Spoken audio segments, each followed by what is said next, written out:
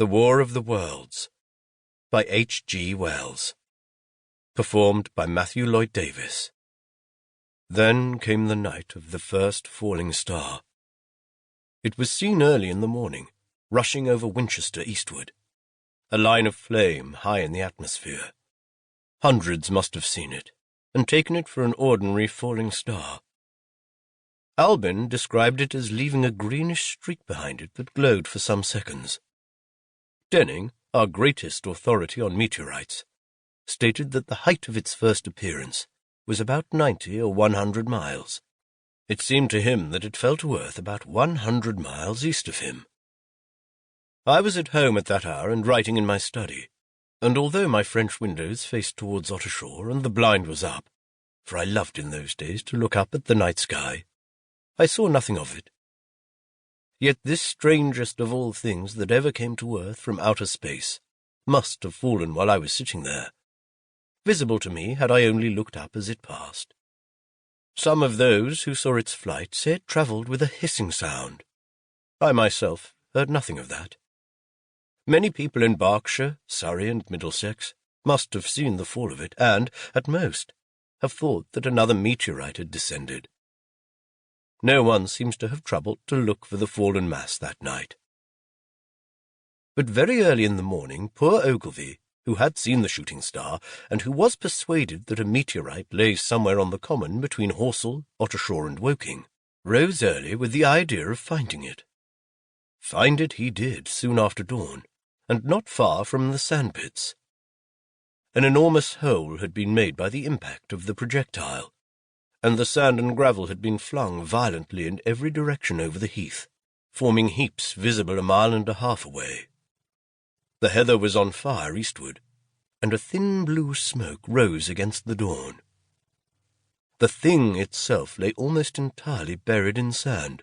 Amidst the scattered splinters of a fir tree it had shivered to fragments in its descent. The uncovered part had the appearance of a huge cylinder, caked over, and its outline softened by a thick, scaly, dun-coloured incrustation. It had a diameter of about 30 yards. He approached the mass, surprised at the size and more so at the shape, since most meteorites are rounded more or less completely. It was, however, still so hot from its flight through the air as to forbid his near approach. A stirring noise within its cylinder he ascribed to the unequal cooling of its surface, for at that time it had not occurred to him that it might be hollow. He remained standing at the edge of the pit that the thing had made for itself, staring at its strange appearance, astonished chiefly at its unusual shape and colour, and dimly perceiving even then some evidence of design in its arrival.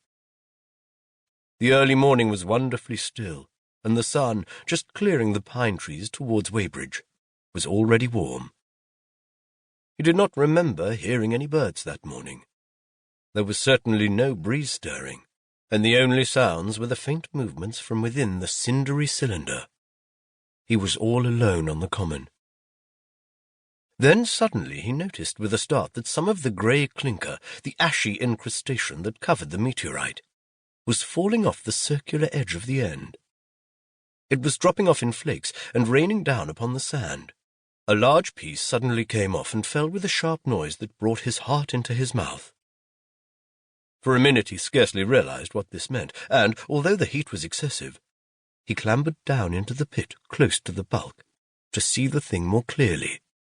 He fancied even then that the cooling of the body might account for this, but what disturbed that idea was the fact that the ash was falling only from the end of the cylinder. And then he perceived that very slowly the circular top of the cylinder was rotating on its body. It was such a gradual movement that he discovered it only through noticing that a black mark that had been near him 5 minutes ago was now at the other side of the circumference. Even then he scarcely understood what this indicated, until he heard a muffled grating sound and saw the black mark jerk forward an inch or so,